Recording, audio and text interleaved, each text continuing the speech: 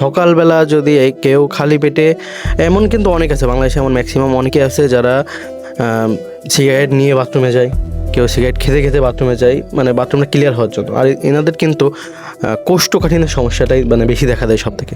তো এই সম্পর্কে আপনি মানে কী বলবেন? তাদেরকে একটা টিপস তো দেওয়া দরকার, আসলে এটা তো খুবই ডেঞ্জারাস একটা বিষয়। আসলে এইটা সিগারেট খাওয়ার সাথে বাথরুমের কোনো সম্পর্ক নেই, এটা মনস্তাত্ত্বিক ব্যাপার। আমাদের মস্তিষ্ক হলো এমন একটা অর্গান যে আপনি যা বোঝাবেন ও তাই বুঝবে, আপনি যা করতে চাবেন ও তাই করবে। আপনি যা বলবেন যে না আমার দিয়ে এই কাজটা হবে না, তখন মস্তিষ্ক মনে করবে তাহলে আমাকে এই কাজটা করতে নিষেধ করছে। ঠিক অনুরূপ আমি মস্তিষ্ককে বুঝাবো বা আপনি মস্তিষ্ককে বোঝালেন যে এই যে বিড়ি বা সিগারেট এটা না খেলে আপনার বাথরুম হবে না, তখন মস্তিষ্ক মনে করবে যে আচ্ছা তাই তো, তাহলে এইটা না খেলে আমার যেহেতু নিষেধ করছে তাহলে এটা যখন খাবে তখনই আমাকে হতে হবে। আসলে সমস্যা হলো মস্তিষ্কের এটা বোঝানোর জিনিস, এখানে ওইটার সাথে যে বাথরুম হয়ে যাবে এইটার কোনো সম্পর্ক নেই। যার কারণেই দেখা যায় যে ওটা খাওয়ার পরেই মস্তিষ্ক, যেহেতু আমি বুঝিয়ে রেখেছি যে এটা খেলেই আমার বাথরুম হবে, এই কারণে ওটা খেলেই বাথরুম হয়ে যাবে। আচ্ছা, এইটার সাথে অন্য কোনো সম্পর্ক আচ্ছা, কোনো সম্পর্ক নাই। তো তাকে এইভাবেই বোঝানো হয়েছে। তো তারপরে সে অনেক কষ্টে মানে বুঝতে পারছে। এখন কথা হচ্ছে যাদের দীর্ঘদিন ধরে কোষ্ঠকাঠিন্যের সমস্যা দেখা দেয়, হ্যাঁ, তো তারা কোনো কিছু খেতেই ভয় পায়, যে ভারী কোনো খাবার খেলে তাদের একটাই মানে চিন্তাভাবনা থাকে যে আমি যদি এখন এটা খাই তাহলে আমার পরবর্তী দিন বাথরুমটা ঠিক মতন হবে না। যার কারণে তারা পুষ্টিকর অনেক কিছু খেতে পারতেছে না, প্রোটিন জাতীয় খাবার খেতে পারতেছে না, ভয় পাচ্ছে। তো তাদের উদ্দেশ্যে আপনি কী বলবেন? তাদের লাইফস্টাইলটা আসলে কেমন হওয়া উচিত যার কারণে এই কোষ্ঠকাঠিন্য থেকে তারা বের হয়ে আসতে পারে? আসলে কোষ্ঠকাঠিন্য পেশেন্টদের ভয় একটা খুব গুরুত্বপূর্ণ জিনিস, তারা সবসময় ভয় পায়।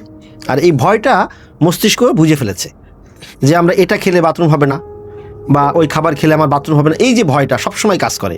আর এই জিনিসটা বোঝার কারণেই তারা যখনই এই রিলেটেড খাবার খায় তখনই তাদের কোষ্ঠকাঠিন্য দেখা যায় বা বাথরুম হয় না।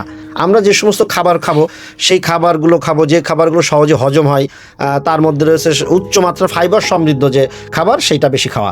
যদি এই খাবারগুলো আমরা খাই তাহলে সহজে হজম প্রক্রিয়ায় অংশ নেবে, আর যখন হজম হয়ে যাবে তখন ওইটা মলে রূপান্তর হয়ে যাবে এবং সহজে বের হয়ে যাবে।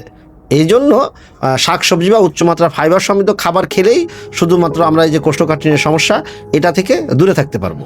তো এই যে কোষ্ঠকাঠিন্য আপনার যে দীর্ঘদিন ধরে যে মানে দেখা দিচ্ছে, হ্যাঁ, এই যে কোষ্ঠকাঠিন্য থেকে আবার পাইলস হয়ে যায়, ফিস্টুলা হয়, অ্যানাল ফিশার হয়, তো যাদের আপনার হচ্ছে যে এই সমস্যাগুলো দেখা দেয়, মানে অ্যানাল ফিশার হয়েছে বা আপনার হচ্ছে পাইলস হয়েছে, পাইলসের সমস্যা দেখা দিছে, তো এই যে সমস্যাটা, এই সমস্যাটার মানে প্রধান যে কারণটা, এটা কি কোষ্ঠকাঠিন্য বা কোষ্ঠকাঠিন্যের সমস্যার কারণে কি এটা হয়, নাকি অন্য কোনো কারণ আছে?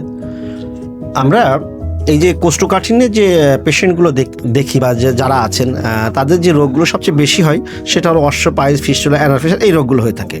এটার ক্ষেত্রে যেমন ধরেন আমরা বিশেষ করে লাল জাতীয় মাংস যদি বেশি খাই, তো প্রথমেই যে সমস্যাটা ঘটতে পারে, বা মাংসের সাথে আমরা বিভিন্ন ধরনের সবজি খেয়েছি, তো প্রথম যে সমস্যাটা ঘটতে পারে সেটা হলো আমাদের মলের আকার শেষ মাথার অংশটা শক্ত হয়ে যায়, যার কারণে ওটা বের হতে চায় না।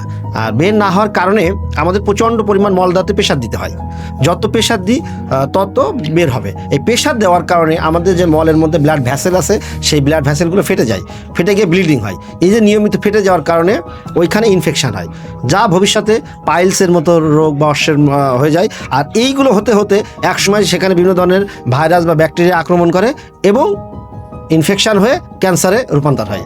এই কারণে কোষ্ঠকাঠিন্যের জন্যই মূলত এই ধরনের রোগগুলো হয়ে থাকে, অন্য কোনো কারণ সাধারণত নেই বললেই চলে। তো আজকের মতন এখানেই শেষ করছি। ধন্যবাদ সবাইকে। সবাই সুস্থ থাকবেন, ভালো থাকবেন, এবং অন্য কোনো মানে রোগ সম্পর্কে জানতে বা কোনো সমস্যার সমাধান জানতে আমাদের কমেন্ট বক্সে কমেন্ট করতে পারেন। আসসালামু আলাইকুম।